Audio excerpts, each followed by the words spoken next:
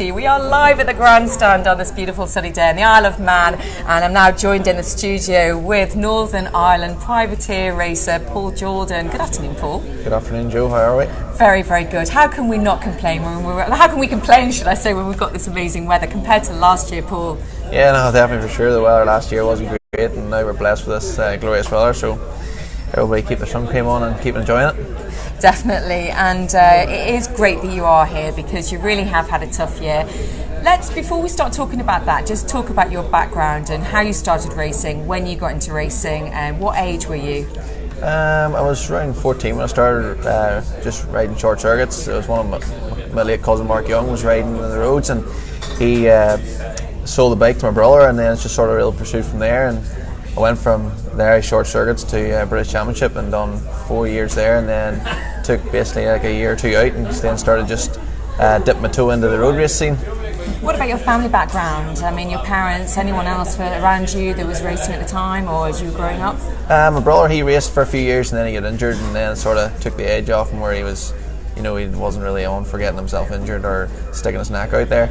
And just my father, he done a bit of motocross around the fields and whatnot, where he didn't have the money when he was younger to pursue his dreams, where now he's helped me do both our dreams.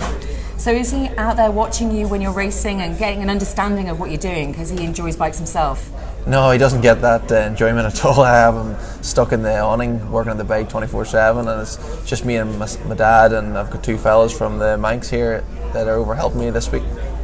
You are, as you say, you do take part also in motocross events as well, so is that a way of you keeping fit?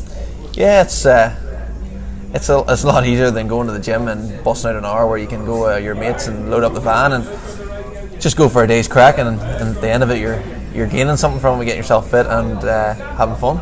Just riding a bike seems to be in Northern Irish blood, doesn't it? I mean, was Joey Dunlop, Robin Dunlop as you were growing up? I mean, you're quite a lot younger than me, but were they heroes of yours as well? Yeah, no, for sure. I can remember, like, from a real young age, sitting in the hedge and watching the likes of Joey, Darren Lindsay, Richard Britton, Martin Finnegan all going around the all national roads, and like one day dreaming that you could be there doing what they're doing, and now I'm like one of them people on the roads at national road racing.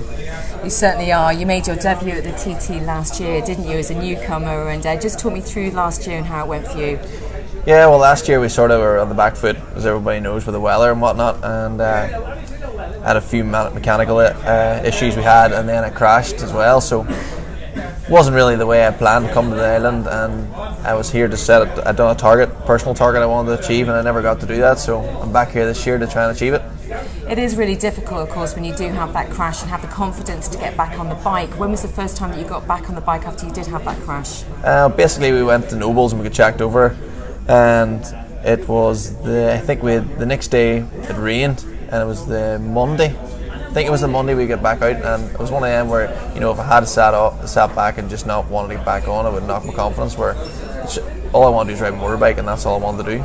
It was amazing to see you out there, and that's exactly why I asked you the question, because you bounced back literally and got back on that bike. And how did it feel to go around that first lap? It wasn't too bad, actually. Once I got to Glen Helm, obviously where I crashed, I was a bit nervous, but once I got past it, and that was it out of my mind, and I could just get going again.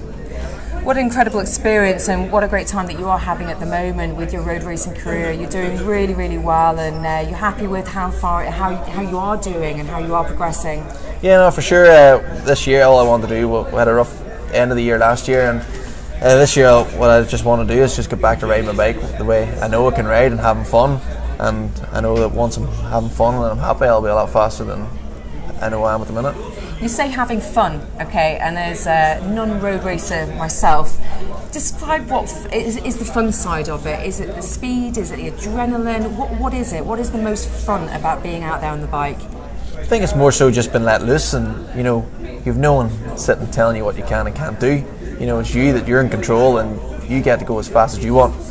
And it's just like being on your own. It's nice.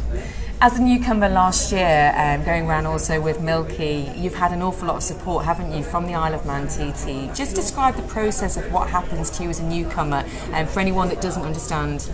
Yeah, well, it was in the winter time last year, 2 years ago, I was in contact with Isle of Man, and they bring you over and take you around the car, and you've got Milky and Johnny Barton taking you around and like showing you pointers of where you can do, what you can and can't do, and just telling you really what's coming up next, and just trying to get you prepared for being here, because you have to be prepared. If you're not, you're going down the road. And just describe that first lap then. You've had that knowledge, but there is nothing quite like putting the visor down and going off and setting down Bray Hill, is it? So just what is that like? Oh, it's for real. Like, it is. There's no sensation like it. That was all I built my whole year to, is making sure I was here. With having such a rough start, I was doubting myself I was going to be here, but now I'm glad I'm here, and it was the excitement of getting off that boat in Douglas was amazing.